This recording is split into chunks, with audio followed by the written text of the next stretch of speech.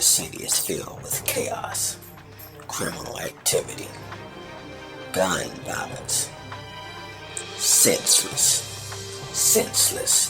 abuse, homelessness, with the rise of mental illness. Get over it, be over it, and stay over it. And we are live at the round table, Ovurit round table. Good morning, fellas. Good morning to you. Good morning. Introduce yourself. I'm Ricky Cade, C-A-D-E. Some people get it, mixed up. They say K or something, but I'm Ricky L. Cade. All right, Ricky Kane. To my left, we got Maurice McAllister. Maurice McAllister. Everybody know Big Mo. Well, he ain't Big Mo no more. He just Mo. Just Mo. So I asked you guys to join me on this podcast because, for one, thank y'all for coming. And this podcast is a subject where I know for myself, I do not like going to the doctor. I don't like it. I don't know about y'all, but I'm like most men in America. Mm-hmm.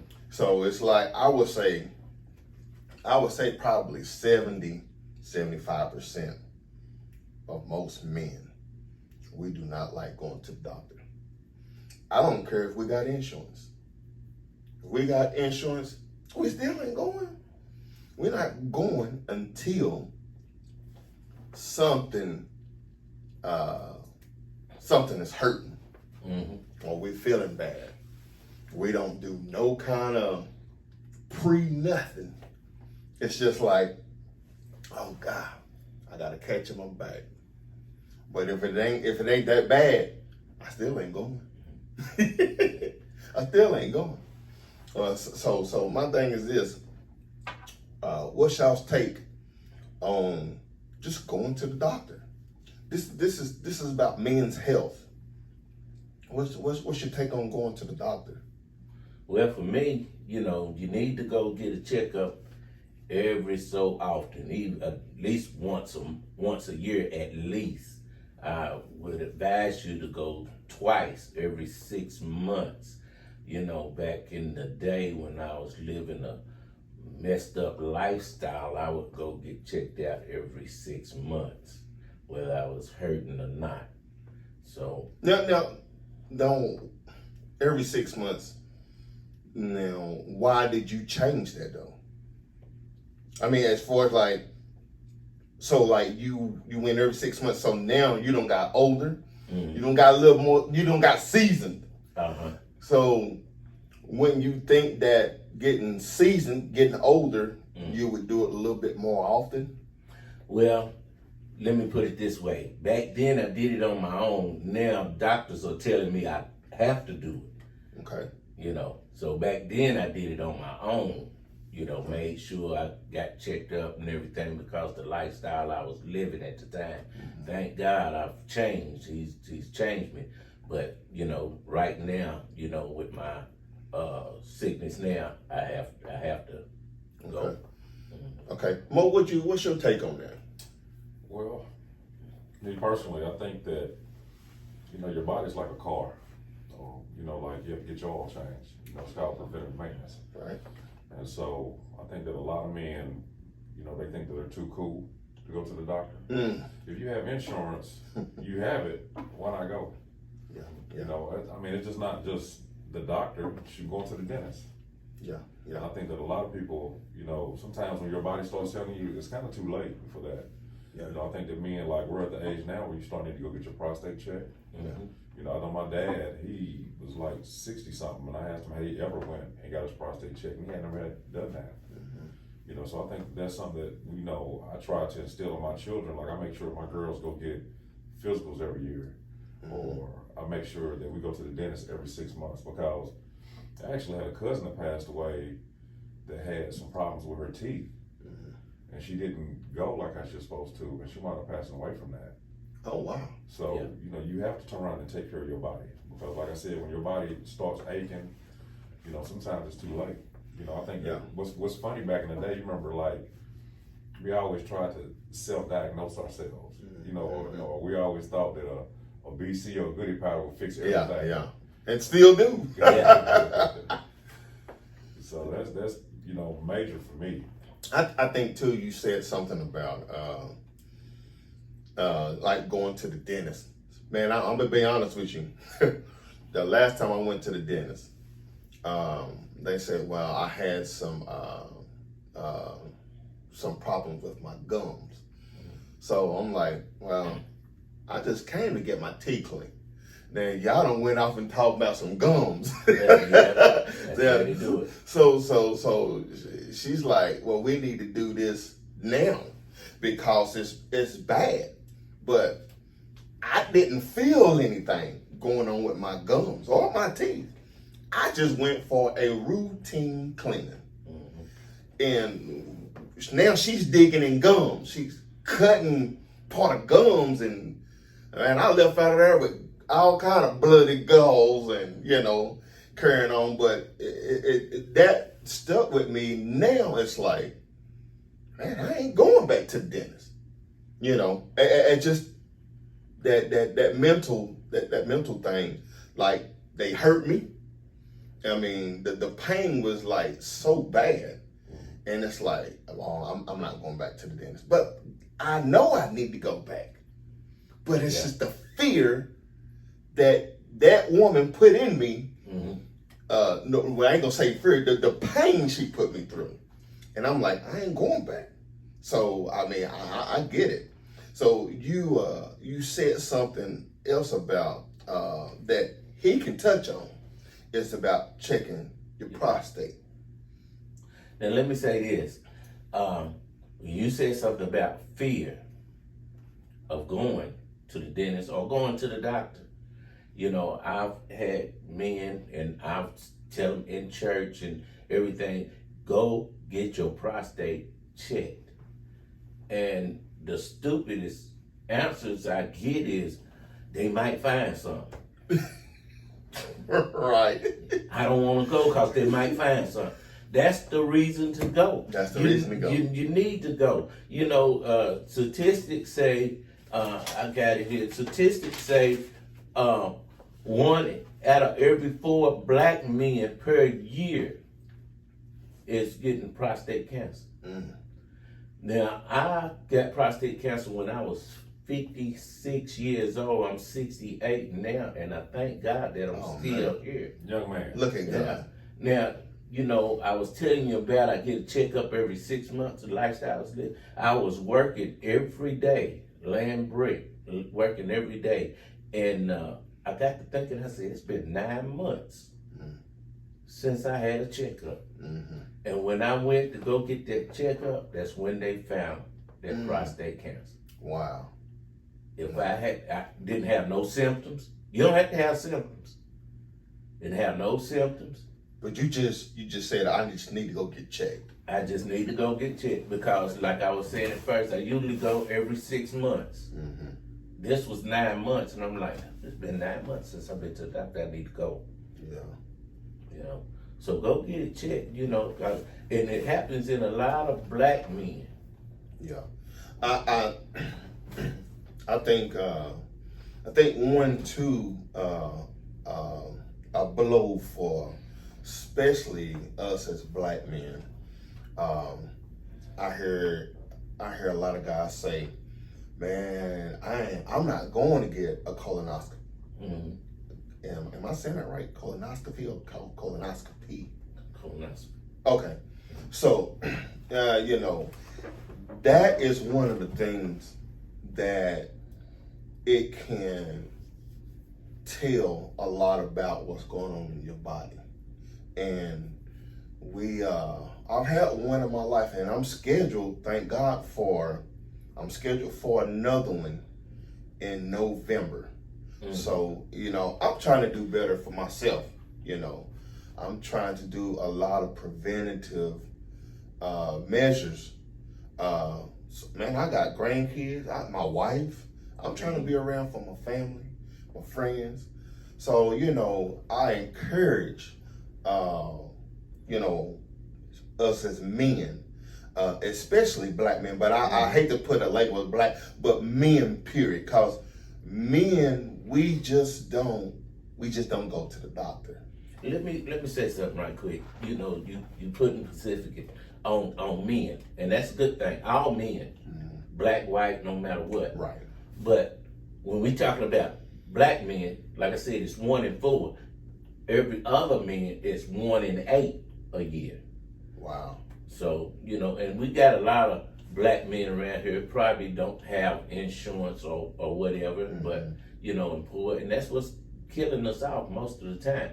You know, and it's like 224,733 a year dying. I mean, not dying, but getting prostate cancer. And out of that number is 31,000 a year dying. Wow. And when you think 1 out of every 4 black men, they're the ones that's dying. Most of them dying instead of 1 out of every 8. Let me ask you this. Let's go to insurance. A lot of people will say, "Well, I'm looking for a job that I'm getting paid. You know, I gotta make that cheese." But you hardly ever hear anybody, men, brothers, saying, "Man, I'm looking for a job that's got some insurance." Right. You know what I'm saying? You know, I look for when I'm looking for employment or to better myself, I'm looking for the cheese and the insurance, because that insurance, let's just say, the insurance can compensate if let's just say you're making on average, let's say $15 an hour, and you got some decent insurance. That decent insurance, I look at it like $15 an hour, man. That's $22 an hour. Yeah. You know, so I mean, that's my outcome or my outtake on, you know, as far as looking for employment. I'm looking for insurance as well, you know, and some jobs you cannot, they don't offer good insurance, but you know, some jobs is not paying well, they still have insurance. I would rather have some high insurance, deductibles, whatever, than no insurance. Correct.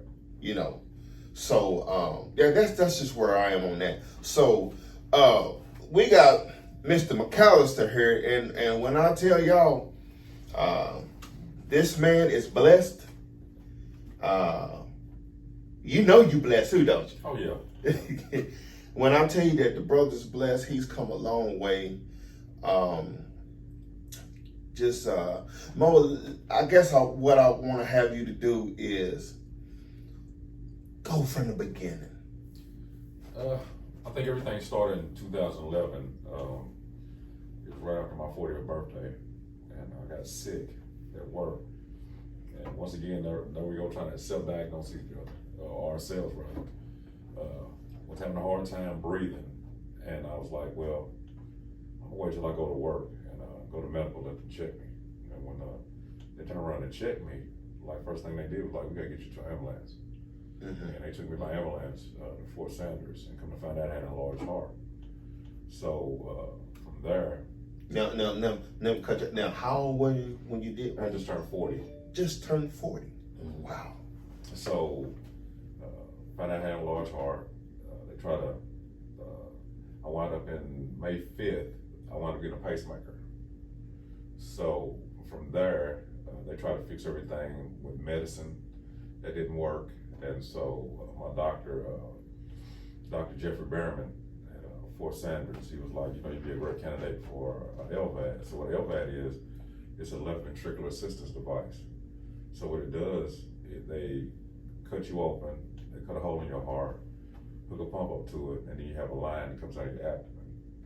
So, you know, you listen to somebody talk to you about that, you know, and then I think that reality really set in. So for me, I got depressed, you know, thinking about it. And I didn't think about like not surviving. You know, all I kept thinking about was, man, they got to cut my chest open. That's all I thought about. Mm-hmm. And I mean, I stayed in the bed. I didn't want to get out of the bed. And I just had to just pray about it. And I was just like, this is not you, get up. And so when the doctor called, because it's a process going to that, you know, just because they talked about it, I still had to go like do certain kind of tests. I actually had to go before a panel, and I got selected. So when he called me and told me about it, you know, he spit out all these dates. Well, we can do it on this date, this date, and that date. And so it was one particular date. He said, well, 129. I said, I'll take that date right there. He said, well, why that day? My birthday. Mm. So I had my LVAD surgery on my birthday. Oh, wow. So that was the best birthday gift I ever got. Wow. You know, so that was the beginning at a second chance at life. So from there, you know, it was a hard, you know, I've never ever felt that type of pain before. You know, I've never, you know, the rehab part of it. I was in the hospital for 23 days. I was in Nashville for 5 weeks. And so I actually didn't get to take a shower for 13 months. I had to wash my front sink every day. Mm-hmm. So I had that. You know, I would go to regular scheduled doctor's appointments at Vanderbilt. I had to get my body mass index down, so I had to lose weight. So I had to be like up under 285.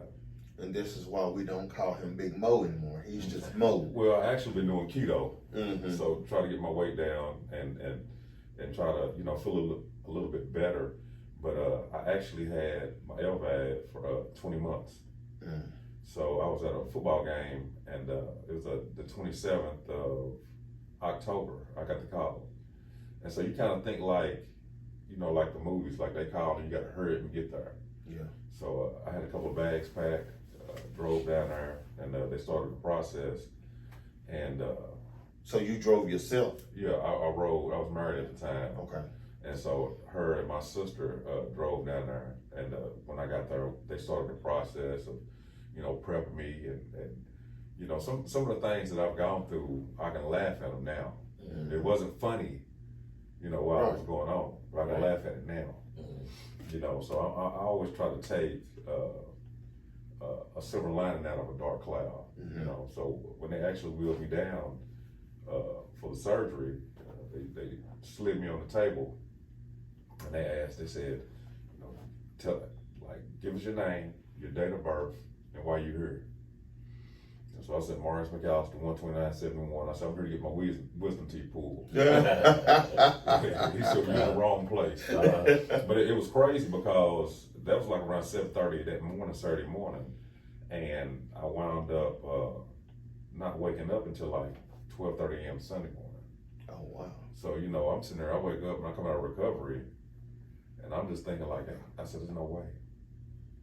You know, I'm just looking around. And when you wake up, you know, you're strapped to the bed, you're incubated, you know, and you got to lay there a whole nother hour like that. So when you say there's no way, elaborate on that. That they have done this whole process, and I'm here. You know, it's just like, you have to think about it like this from this standpoint. At some point in time, I was gone. Mm-hmm. You know, you can't take an engine out of a car and put another engine in. Mm. Oh, wow. You see what I'm saying? Yeah, so, yes, so sir. At some point in time, I was gone. Mm-hmm. I actually have a guy, and he's African American. He's my neighbor, and he went through the same process, but his process was a little bit more different than my process was, because when he got his heart transplant, he wound up. He went through the process. They closed him up. They take him back upstairs, and the right side of the heart wouldn't beat. Maintain So they take him right back downstairs Ovurit. and open him back up, and he was like out for some days.